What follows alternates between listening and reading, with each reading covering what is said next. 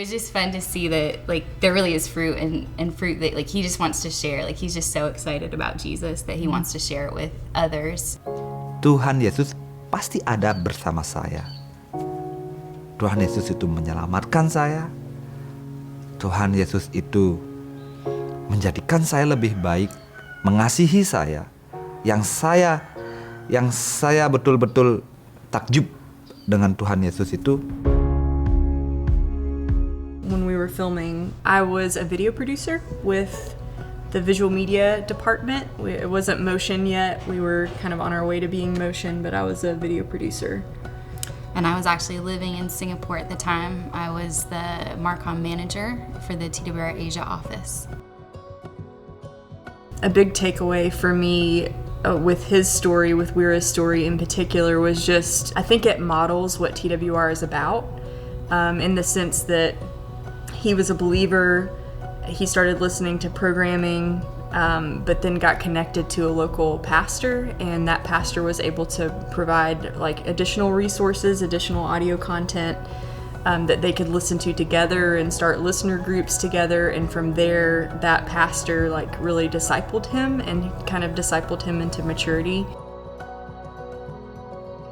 You can hear in Wira's story like that even once he became a believer, like he was still doing the same things as before he was a believer. But through listening to the program and through discipleship, he realized like he needed to move away from those things, and it changed his family life and so many things. Even the fact that like Women of Hope is one of the programs that he listened to is just really encouraging, that really changed how he engaged with his family. To that point, even as content creators now, like it's fun to look back and see like, wow, he was listening to technically a women's program, but he was listening to it because it meets a need, it answers questions that he was asking.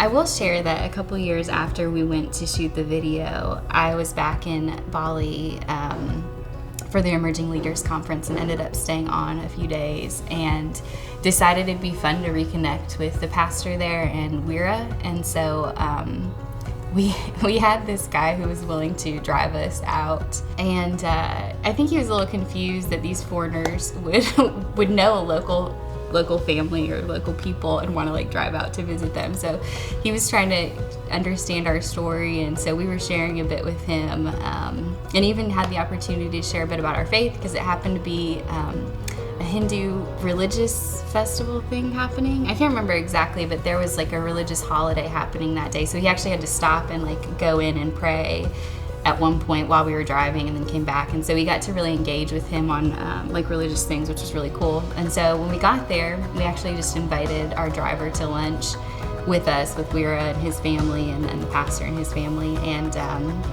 yeah, it was really cool to engage with Wira again, and he was just so willing to share his story, like, you know, just at dinner there. Wira was always super passionate about his story and telling his story. Like when we interviewed him, he was like super excited to share. So I'm glad to hear that he's continuing to share and to make disciples.